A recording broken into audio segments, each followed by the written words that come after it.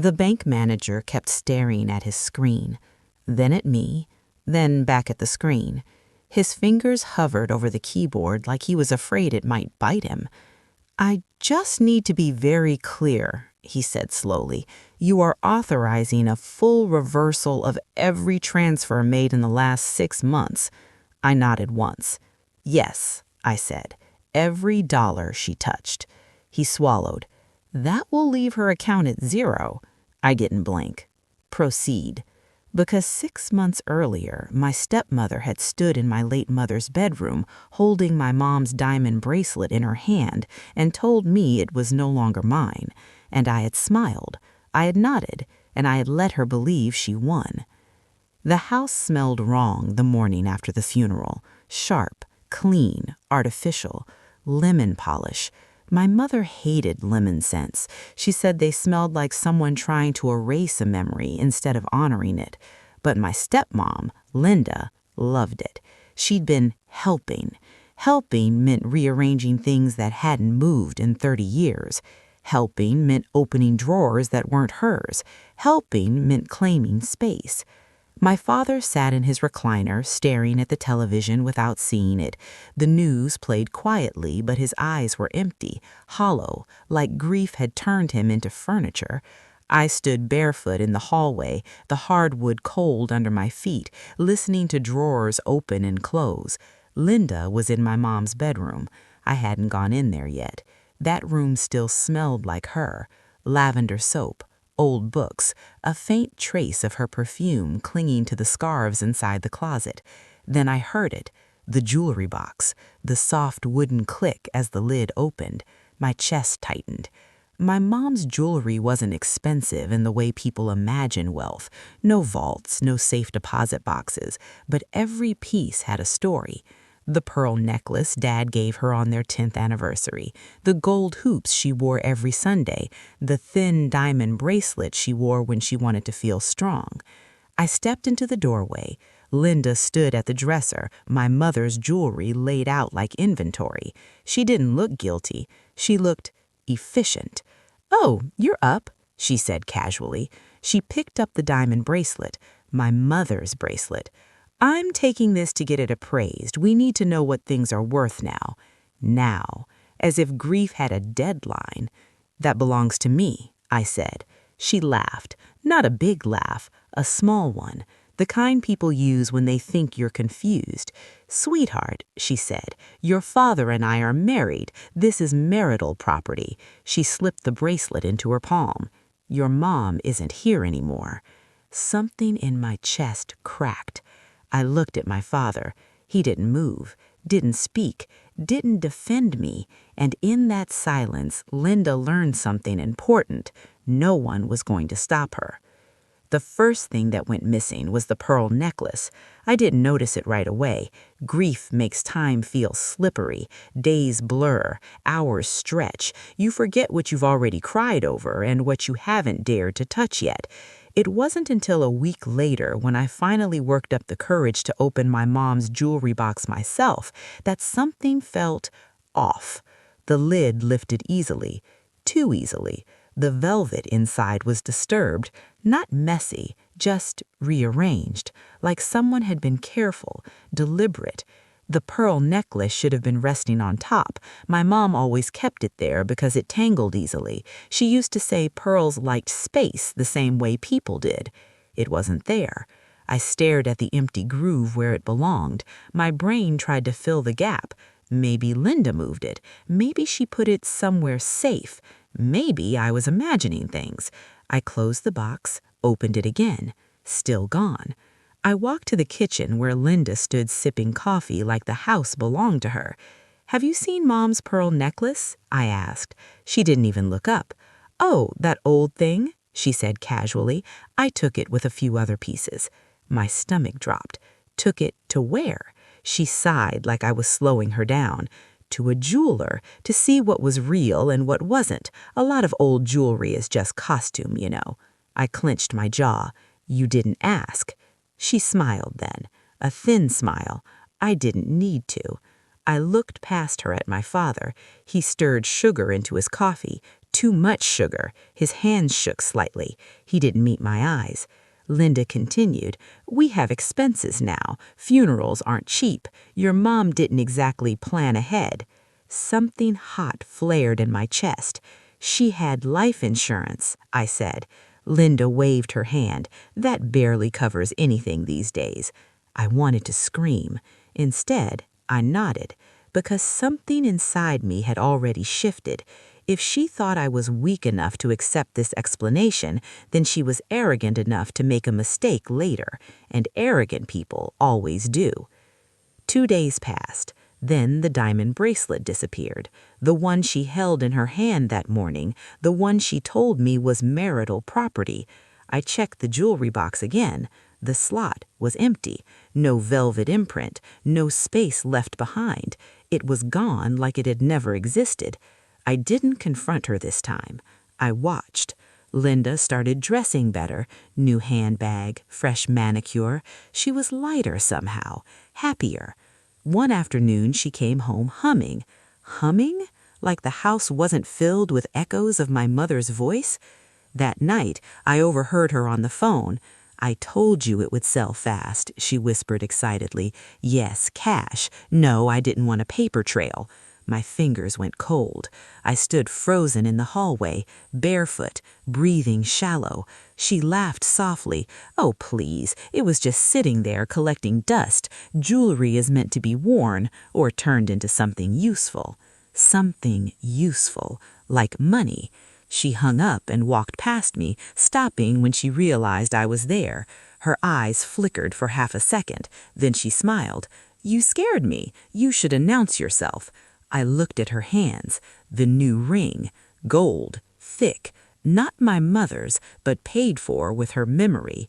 "You sold it," I said quietly. Linda tilted her head. "Sold what?" "My mom's jewelry." She didn't deny it. She crossed her arms. "Some of it." "Some." "Why?" I asked. She shrugged. "Because it was just sitting there. Because your father needs stability. Because grief doesn't pay bills."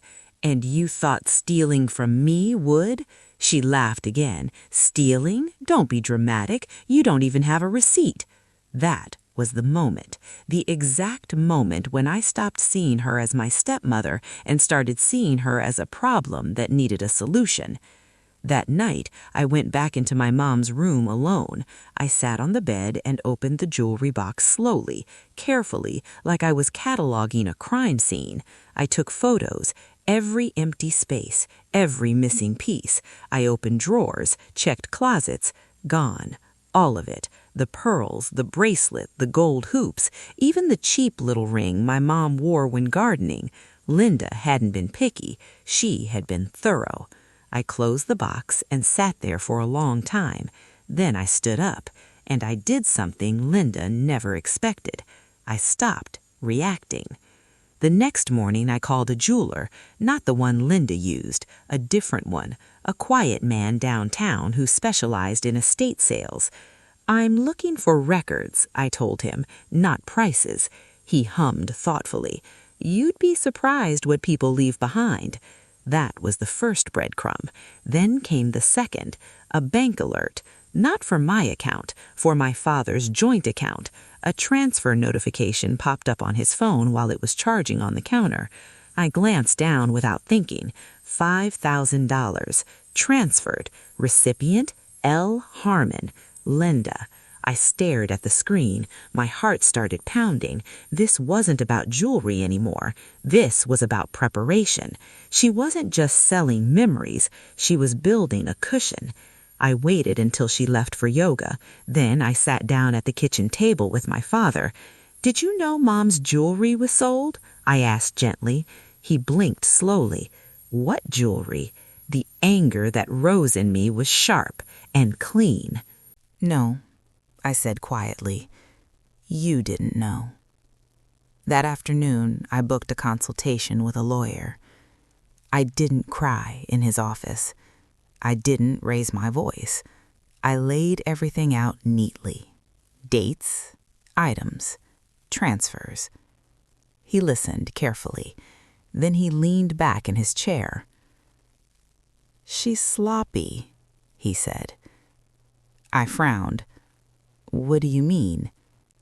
She sold inherited property that wasn't hers, then moved the money into an account she controls. He smiled faintly. That's not clever. That's traceable. Something inside me settled. Calm. Cold. How much can I get back? I asked. He looked me in the eye. All of it, he said, and possibly more. I walked out of that office into the sunlight, breathing in deeply. Linda thought she was being smart. She thought she was erasing my mother one bracelet at a time. She had no idea she'd just handed me the receipts. And the law doesn't forget. The first document I found wasn't dramatic.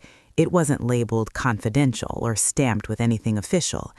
It was a folded receipt, thin paper, slightly yellowed, tucked inside the back pocket of a jacket hanging in the hall closet. Linda's jacket. I only noticed it because I was putting away laundry. The paper slipped out and floated to the floor. I almost stepped on it. I picked it up without thinking. Then I read the header. Estate jewelry purchase. Cash transaction. My fingers tightened. The date was 3 days after my mother's funeral. 3 days. The receipt listed items in neat black ink. Pearl necklace, sold. Diamond bracelet, sold. Each line felt like a small betrayal written calmly, professionally, without shame. At the bottom was a total, a number large enough to make my breath catch. I folded the receipt slowly and slipped it into my pocket. I didn't confront her. Not yet. That night, I sat at my laptop long after the house went quiet. My father had fallen asleep in his chair again, the TV murmuring to no one. Linda's bedroom door was closed.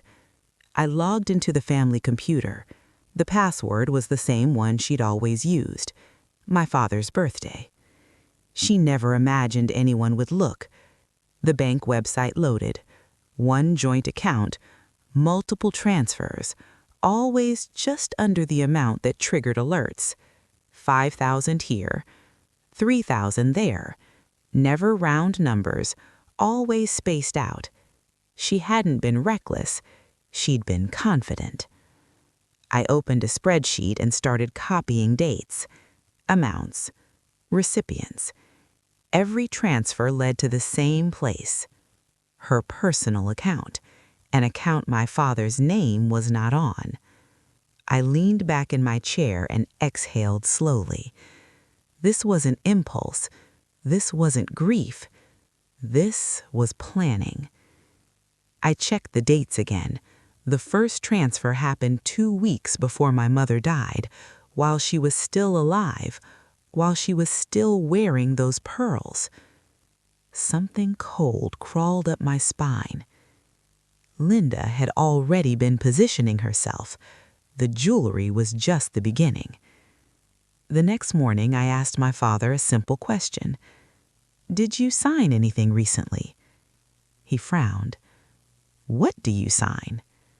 Papers, forms, bank stuff. He shrugged weakly. Linda handles all that.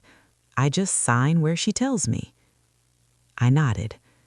Inside, something hardened. That afternoon, while Linda was out shopping, I searched the file cabinet. The bottom drawer stuck. It always had. I pulled harder. Inside were folders labeled in Linda's handwriting. Taxes, insurance, medical, and one red folder, unlabeled. I opened it. My name wasn't on anything inside. My father's was. Power of attorney documents, unsigned but filled out. Linda's name typed neatly in the agent line. Effective date, pending. My mouth dried. She wasn't just stealing, she was positioning herself to control everything. money, assets, decisions. I took photos, every page, every signature line. Then I put everything back exactly where I found it. That night, Linda sat across from me at dinner. She smiled. She talked about yoga, about how good it felt to declutter the house.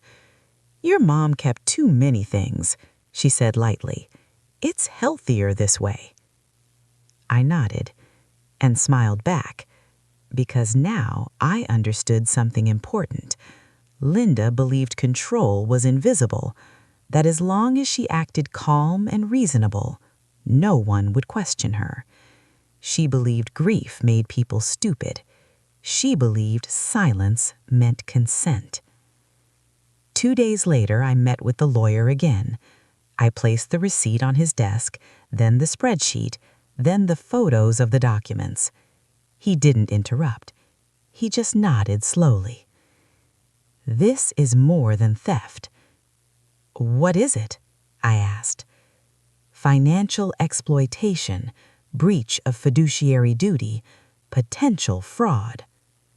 My pulse steadied. "And the money?" I asked. He leaned forward. "We don't take it yet." "Why not?" "Because she's still moving it." He smiled slightly. "And the more she moves, the more she exposes herself." I understood then. This wasn't a sprint. It was a trap. I went home that evening and acted like nothing had changed. I asked Linda if she needed help. I thanked her for taking care of things. I let her think she was winning. And she believed it. The transfers increased. 10,000, then 15,000.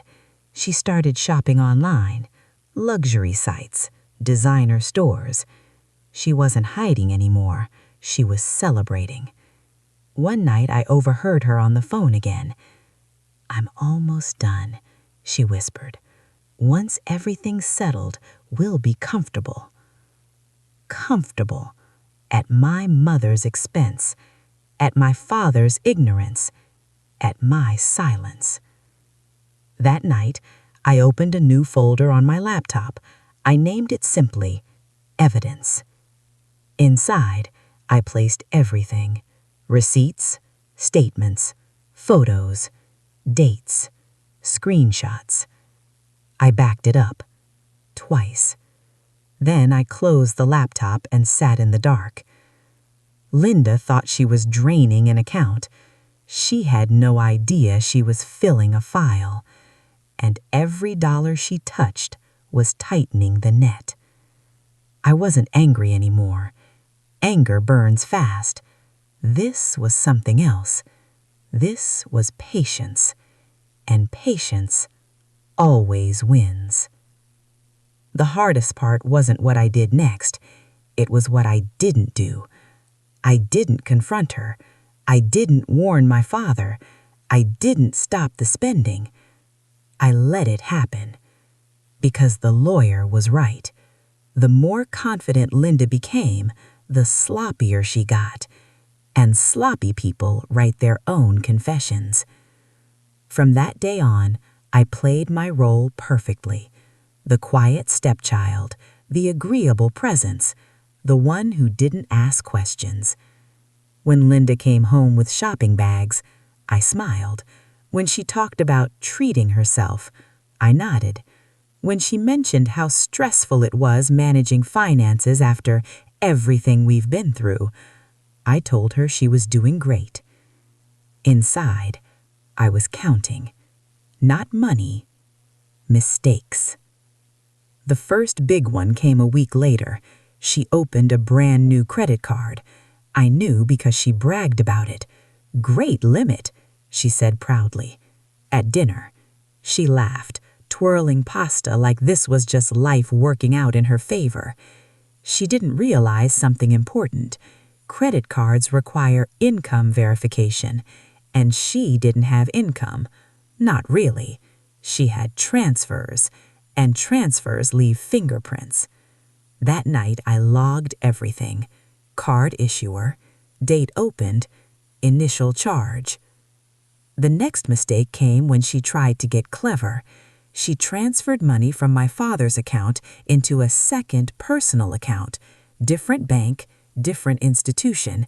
She thought spreading it out made it safer. It didn't. It made it traceable, because now there was a pattern. Joint account, into Linda's account. If you alert him too early, she'll stop. So I swallowed it. Every time. Then came the moment I was waiting for. Linda sat at the kitchen table one morning, frowning at her phone. "That's weird," she muttered. I stayed quiet. My transfer didn't go through. I looked up slowly. "Which transfer?" She froze for half a second, then waved it off. "Just moving things around." But her fingers were already tapping, fast, panicked. She tried again, then again. Nothing. That afternoon, she called the bank. I heard everything from the hallway. "I don't understand," she snapped. "I've never had an issue before." Pause. "Yes, I'm the account holder." Pause. "What do you mean under review?" Her voice rose. "No one told me anything."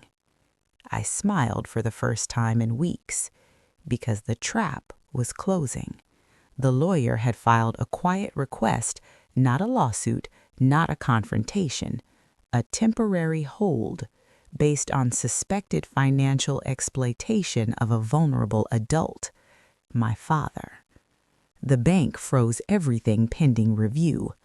Linda's accounts, both of them, her cards, her transfers, all paused. She stormed into the living room. "What did you do?" she demanded, pointing at me like a loaded weapon. I met her eyes calmly. "Nothing." She searched my face, looking for fear, guilt, weakness. She found none. "This is your fault," she hissed. "You've been whispering things." I shrugged. Maybe they noticed the pattern. Her face changed, not anger, fear, real fear. That night she didn't sleep. Neither did I, because the next step wasn't about freezing money. It was about taking it back, legally, completely, and permanently. The lawyer called the next morning. "She moved enough," he said. "We're ready."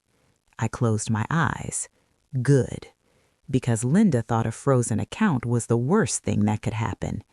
She had no idea what zero feels like yet. The bank smelled like carpet cleaner and quiet authority. That was the first thing I noticed. Soft lighting, neutral walls, voices lowered out of habit, not respect. This wasn't a place where people raised their voices. It was a place where decisions were made and lived with. The bank manager didn't rush me. He didn't smile either. He read, page by page, transfer logs, notarized statements, the joint account agreement, the medical affidavit confirming my father's cognitive decline. He paused more than once, cleared his throat, adjusted his glasses. Finally, he looked up. "Just to confirm," he said carefully, "you are acting under a valid power of attorney granted before the transactions occurred." "Yes." "And you are requesting a full clawback of funds transferred without informed consent." "That's correct." He nodded slowly. "These transactions meet the criteria for reversal." I exhaled through my nose, not relief, focus. He turned his monitor slightly so I could see it. A list of transfers filled the screen. Dates, amounts, Linda's name over and over again. "He needed to ask," he continued, voice steady, "are you aware that this action will zero out her accounts?" I met his eyes. Yes. He hesitated, just a moment, not because he couldn't do it, because he knew exactly what it meant. "All right," he said quietly. His fingers moved. One confirmation, then another. The cursor hovered. "Proceed?" he asked. "Yes," I said. "Proceed." Click. The screen refreshed. Numbers changed, and just like that, every dollar Linda had taken disappeared, gone from her accounts, returned to where they belonged, not to me, to my father, to the estate, to the truth. The bank manager leaned back. "It's done." I nodded, thanked him, stood up, and walked out. I didn't call Linda. I didn't warn her. I went home. She was already there, pacing, phone in hand, face tight. She turned when she saw me. You did something." I set my bag down calmly. "Did I?" "My cards declined, all of them, every single one." She laughed sharply. "You think this is funny?" I looked at her, really looked. The woman who thought she was clever, the woman who thought grief was weakness, the woman who thought silence was ignorance. "I think," I said slowly, "you should sit down." She didn't.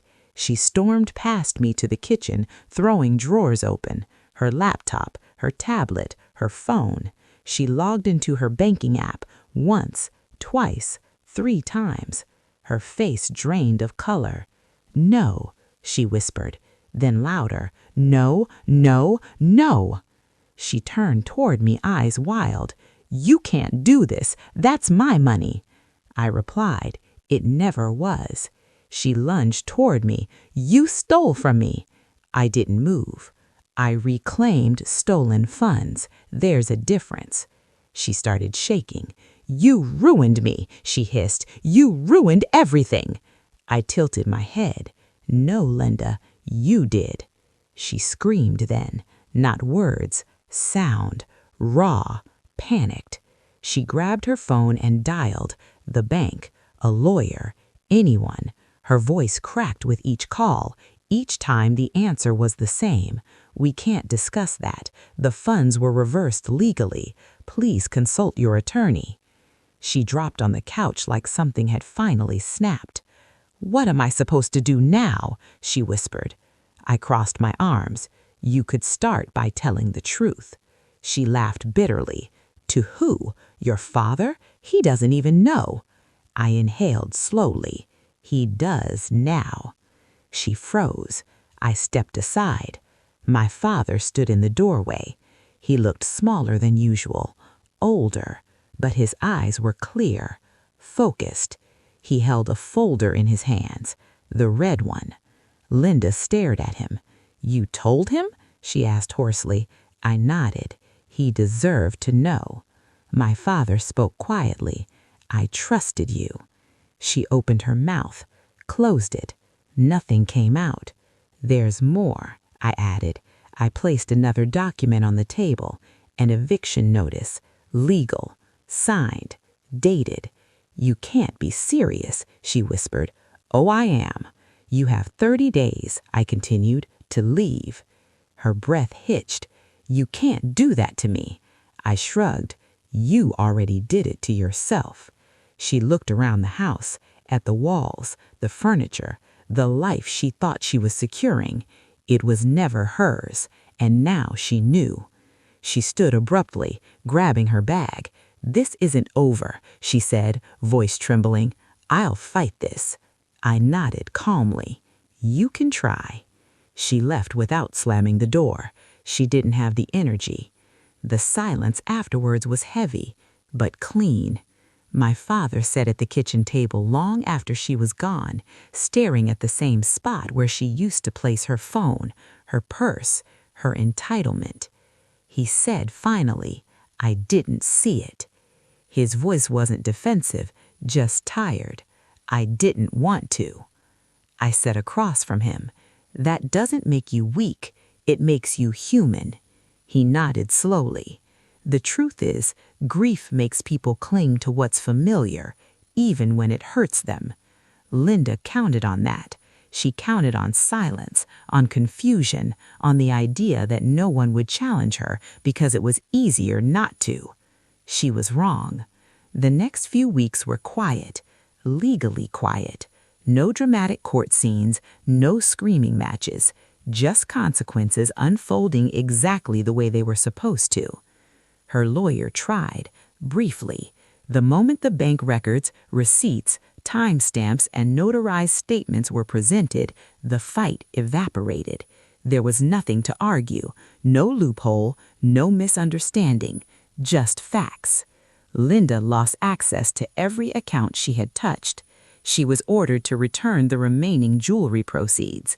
The rest she had already spent. That wasn't my problem.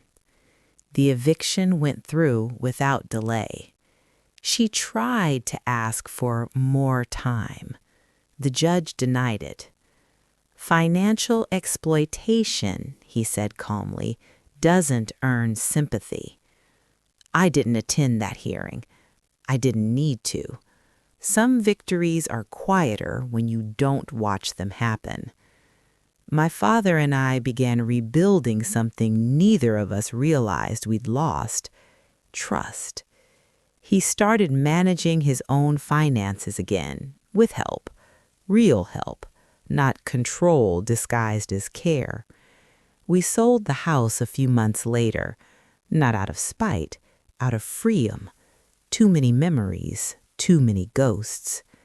We moved into a smaller place near the water, somewhere peaceful, somewhere no one felt entitled to anything.